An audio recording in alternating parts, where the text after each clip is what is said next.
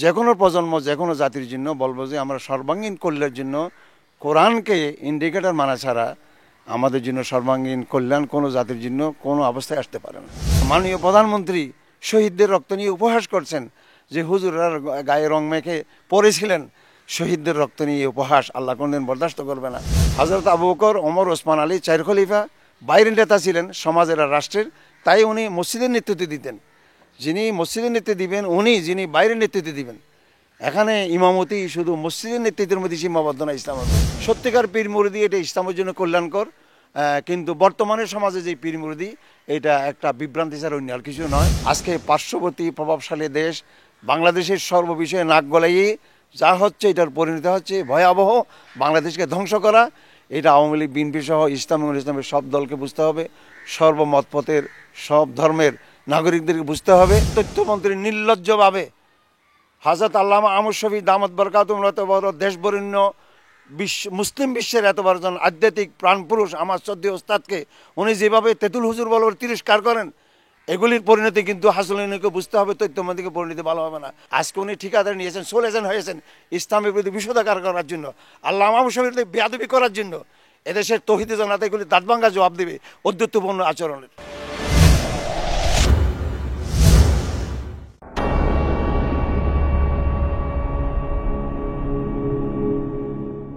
কোরআন প্রথমত সম্পূর্ণ তার বিবরণে মহান স্রষ্টার প্রতি বিবরণ দিয়েছেন এবং আল্লাহ তার পরিচিতির জন্য প্রফেটদেরকে দুনিয়াতে পাঠিয়েছেন, নবী রসুল পয়গম্বরদেরকে।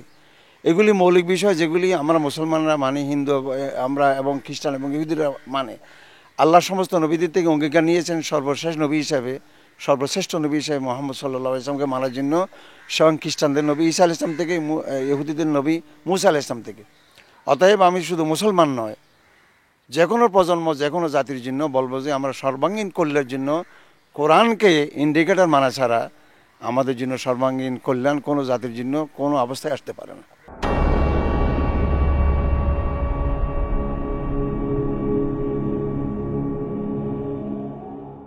সকল অভিভাবক, মাতা পিতার অপরিহার্য কর্তব্য তারা যে কোনো উপায়ে ইসলামী শিক্ষা প্রতিষ্ঠানে পাঠিয়ে হোক অথবা ঘরোয়া ব্যবস্থা করা হোক, তাদের কোনো ছেলে মেয়ে যাতে কোরআন শিক্ষা থেকে বাদ না যায় এটা ব্যবস্থা করা অভিভাবকদের নৈতিক কর্তব্য, পিতামাতার নৈতিক কর্তব্য।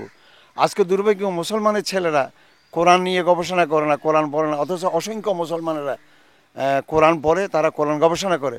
কিছুদিন আগে এখানে এই মাদ্রাসাতে অস্ট্রেলিয়ার ডিপুটি হাই কমিশনার এসেছিলেন। আমরা যখন ওনার কোরআনের 8 খণ্ড ইংলিশ মার্ভেল কোনো উপহার দিয়েছি, উনি অসম্ভব স্বাচ্ছন্দ্যে এটা গ্রহণ করেছেন। তাহলে আজকে এই বিজাতিরাও কোরআন পড়ার জন্য তাদের মধ্যে একটা আগ্রহ আছে, অথচ আমরা আমাদের প্রজন্ম, আমাদের ছেলেমেয়েরা যে কোরআন পড়তে আগ্রহ হারিয়ে ফেলতেছে, এটা আমাদের জন্য খুব দুর্ভাগ্যজনক বিষয়।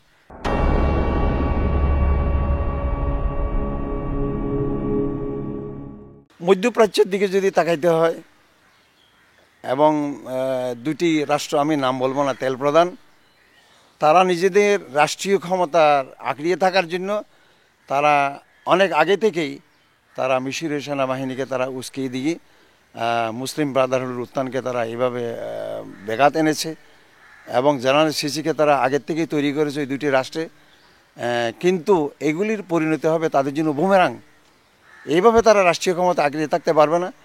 পরিবর্তন ওই দুটি রাষ্ট্রেই আসবে। ইসলামী গণজাগরণ, যে নবজাগরণ যেটা আরব জাহানে শুরু হয়েছে, সেটা কোনোদিন ঠেকানো যাবে না। ইনশাআল্লাহ তাআলা ইসলাম তার অপরিহার্য পরিণতিতে অবশ্যই পৌঁছবে ওখানে।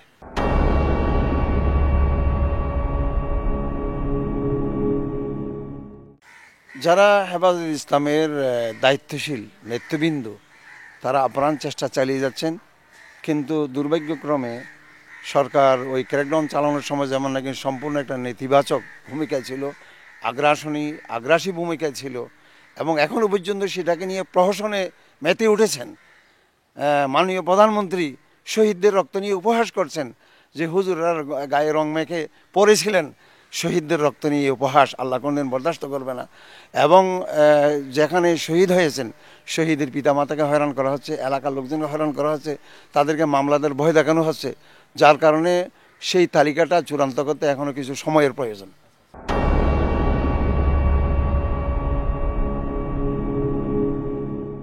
যে দমননীতি বর্তমান সরকার অবলম্বন করেছে এর অনিবার্য পরিণতি বিভাজন, ঘৃণা, গৃহযুদ্ধ এবং ভয়ঙ্কর একটা বাংলাদেশকে ধ্বংস করার একটা বাইরের একটা চক্রান্ত। আশা করব বর্তমান শাসক গোষ্ঠী, শাসক দল এবং প্রধানমন্ত্রী এই ভয়াবহ খেলা থেকে উনি ফিরে আসবেন। দেশকে উনি অনিবার্যভাবে গৃহযুদ্ধের পথে ঠেলে দিচ্ছেন। এটার পরিণতি না ওনাদের জন্য ভালো হবে, না কারোর জন্য ভালো হবে।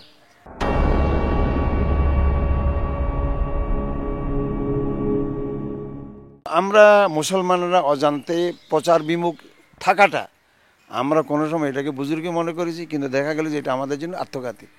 মিডিয়া আমাদের যে অপরিহার্য অবলম্বন, আজকে মিডিয়াতে পিছনে থাকার কারণে আজকে হিন্দি মিডিয়াগুলি আমাদের প্রজন্মকে ধ্বংস করে যাচ্ছে। আমাদের ছেলেরা বাংলা ভাষা জানে না, অথচ হিন্দি ভাষায় কথা বলে। সুতরাং আমাদের যারা অভিভাবক আছেন, পিতামাতা সহ রাষ্ট্র অভিভাবক, পরিবারের অভিভাবক, সমাজের অভিভাবক, সবাইকে চিন্তা করতে হবে যে আমাদের প্রজন্মকে যদি আমরা পাশ্চাত্যের কালচারের আগ্রাসন থেকে রক্ষা না করতে পারি, তাহলে কোনোদিন আমরা মানুষ হিসেবে টিকে থাকতে পারবো না, আমাদের কোনো নৈতিকতা থাকবে না, এই জাতির রক্ষাই হবে না। এই ছেলে মেয়েদেরকে, প্রজন্মকে পাশ্চাত্যের আগ্রাসন থেকে অবশ্যই রক্ষা করতে হবে।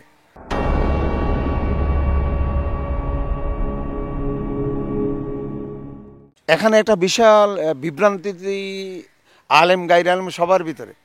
আমরা মনে করি যে ইমাম শুধু উনি মসজিদের নেতা, অথচ শরীয়তের পরিভাষা হচ্ছে যে ইমামকে বলা হয় এটা ছোট ইমাম, এবং বাইরে যিনি নেতৃত্ব দিবেন ইউনিয়ন পরিষদের, থানার এবং সংসদের এবং রাষ্ট্রের, ওনাকে বলা হয় বড় ইমাম।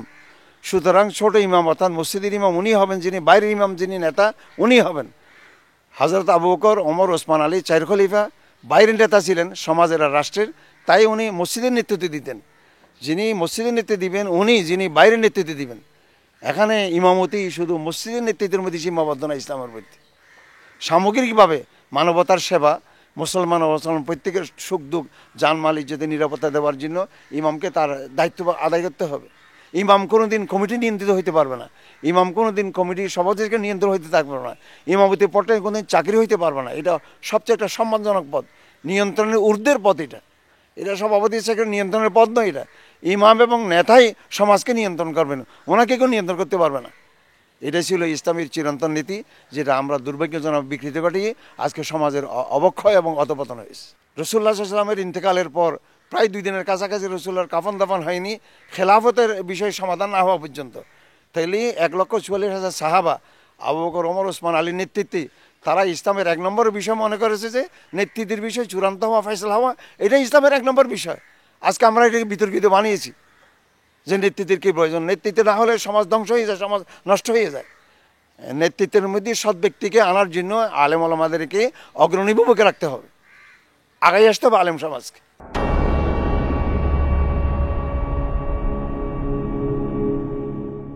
দুর্ভাগ্যজনকভাবে বর্তমান আওয়ামী লীগ তো মরহুম শেখ মুজিবুর রহমানের আওয়ামী লীগে নাই। মরহুম শেখ মুজিবুর রহমান এত ইসলাম বিদ্বেষী ছিলেন না। আজকে ওনারা ইসলাম বিদ্বেষে যে ঠিকাদারি ওনারা নিয়েছেন। আমরা শেখ মুজিবুর রহমানকে ছাত্র জীবনে পেয়েছি, দেখেছি। আমি মুসলমান, এই গর্ব ওনার ভিতরে ছিল।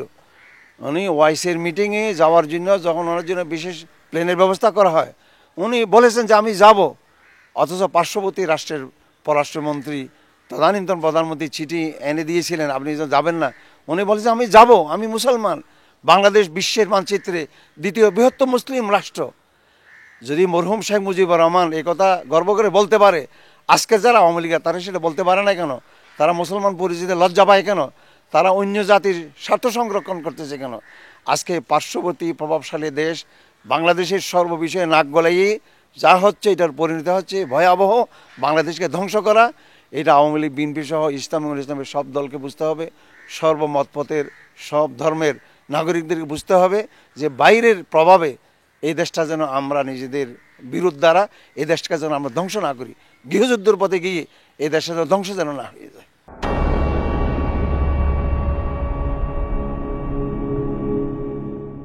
দুর্ভাগ্যজনকভাবে সরকার আক্রোশমূলক এই ঘটনাটি করেছে, এবং আমি আজকে বলবো বর্তমান তথ্যমন্ত্রী নির্লজ্জভাবে হযরত আল্লামা আহমদ শফী দামাত বরকাতুহুম এত বড় দেশবরেণ্য মুসলিম বিশ্বের এত বড় জন আধ্যাত্মিক প্রাণপুরুষ আমার শ্রদ্ধেয় ওস্তাদকে উনি যেভাবে তেতুল হুজুর বলবার তিরস্কার করেন, এগুলির পরিণতি কিন্তু হাসিনুকে বুঝতে হবে, তথ্যমন্ত্রীকে পরিণতি ভালো হবে না। উনি নিজে প্রতিশোধমূলক উনি আজকে দিগন্ত টিভি এবং আমার দেশের বিরুদ্ধে উনি আজকে ভূমিকা অবতীর্ণ হয়েছেন।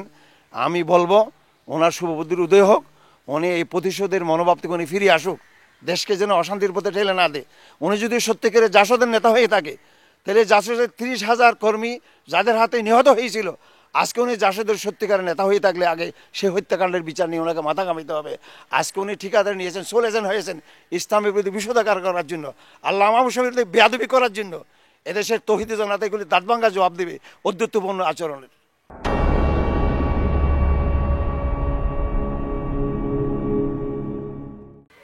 মাওলানা জুনায়েদ বাবনগরী সাহেব তখন উনি একজন জুনিয়র, উনি 71, তখন উনি ছাত্র এবং জুনিয়র ছাত্র। 1965 সালে আমার যখন লেখাপড়া শেষ হয় তখন উনি গ্রামার পড়েন, উনি তখন ছাত্র এবং জুনিয়র ছাত্র মাওলানা জুনায়েদ বাবনগরী সাহেব 1971 সালের সময়।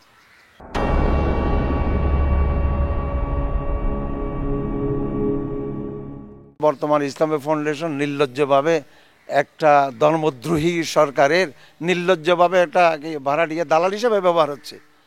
সে তো শামীম আফজল তো বাইরের এজেন্ট, এটা আমরা সম্ভবত প্রমাণ করব। সেই কার কার দোসরগিরি করে আজকে দেশে এই সমস্ত কাণ্ড কারখানাগুলি চালাচ্ছে। এগুলি নাচ গান সহ আজকে ইসলামী ফাউন্ডেশনের যে একটা গ্রহণীয়তা ছিল, নিরপেক্ষতা ছিল, এটাকে বর্তমান মহাপরিচালক শামীম মোহাম্মদ আফজল এটাকে উনি ধূলিসাৎ করেছেন। এটাকে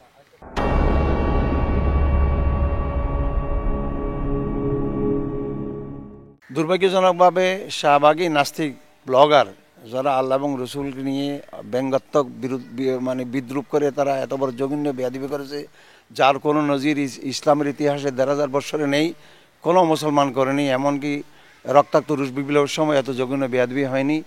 আজকে কোটি কোটি তৌহিদি জনতার হেফাজতের নেতৃত্বে প্রতিবাদের মুখে সাময়িকভাবে তাদের তৎপরতা রুখে দিলেও সরকার রুখে দিতে বাধ্য হয়েছে, কিন্তু আমরা জানি এখনও পর্যন্ত তাদের পৃষ্ঠপোষকতা দিয়ে যাচ্ছে। কোনো বিচারের রায়ের উপরে তারা কেন এত উৎফুল্ল হয়ে রাস্তায় নামবে? আজকে তাদের আন্দোলনের মুখে কেন আদালতের রায়ের পরিবর্তন হবে? এটা তো সংবিধানের হস্তক্ষেপ, আদালতের রায়ের উপরে হস্তক্ষেপ, যে রাস্তার আন্দোলনের কারণে আদালতের রায়ের পরিবর্তন হবে, সংবিধান সংশোধন হবে, সংসদ ডাকতে হবে। তাহলে আমরা মনে করব এখনও সরকার ওইসব নাস্তিকদের পৃষ্ঠপোষকতা দিয়ে যাচ্ছে। তাদের গ্রেফতারি এগুলির কতগুলি সাজানো নাটক ছাড়া আর কিছুই নয়।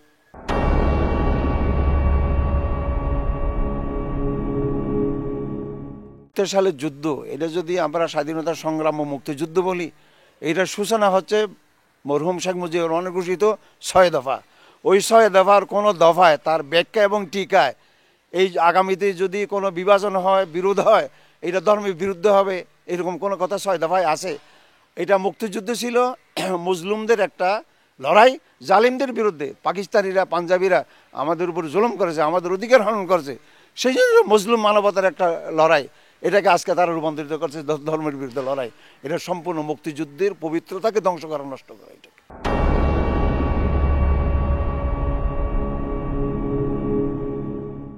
আলহামদুলিল্লাহ বোরকা হেজাব পর্দা নিয়ে যেখানে ইউরোপে আমাদের অসংখ্য ছাত্রীরা আন্দোলন করতেছে, সেখানে শতকরা 90 মুসলমানের একটা ব্র্যাক বিশ্ববিদ্যালয়ে এটা হেজাব এবং বোরকা নিয়ে তারা নিষেধাজ্ঞা জারি করবে।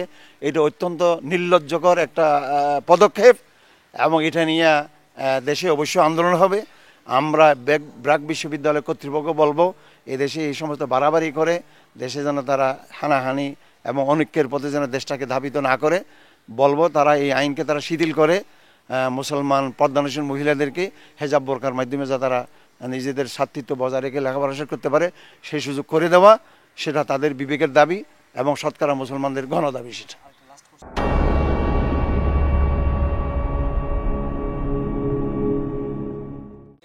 পীর মুরিদি শরীয়তে স্বীকৃত একটা পন্থা, কিন্তু দুর্ভাগ্যজনকভাবে আরও গোড়ার থেকে 500 বছর আগের থেকে ইহুদি ওরিয়েন্টালিস্টরা বিষয়টাকে সম্পূর্ণ ইসলামকে বিকৃত করার, ইসলামকে সমাজ আর রাষ্ট্র ব্যবস্থা থেকে এবং মুসলত জিহাদি প্রেরণা থেকে ইসলামকে বিমুখ করার জন্য তারা এখানে কিছু আর্টিফিশিয়াল শরীয়ত বহির্ভূত অনেক কিছু তারা পীর মুরিদের নামে এখানে সংশোধন করেছে। আমাদের হক্কানি পীরেরা মাওলানা আশরাফ আলী থানভী এনারা সংস্কার করে এই সমস্ত গলত পীর মুরিদিকে তারা বর্জন করার জন্য আহ্বান জানিয়েছেন। সত্যিকার পীর মুরিদি এটা ইসলামের জন্য কল্যাণকর, কিন্তু বর্তমানে সমাজে যে পীর মুরিদি এটা একটা বিভ্রান্তি ছাড়া অন্য আর কিছু নয়। সৎ পথে এসে সত্যিকারের কোনো হক্কানি পীর পাওয়া গেলে তাদের মাধ্যমে আত্মশুদ্ধি করে ইসলামের সঠিক গাইন, যেই পীর বিরোধী জেহাদের বিমুখ হবে সেই পীর বিরোধী কোনোদিন এটা ইহুদির দালালি ছাড়া এটা সত্যিকারের পীর বিরোধী হতে পারে না। দ্বিতীয় আলো, সত্য বললে গায়ে লাগে।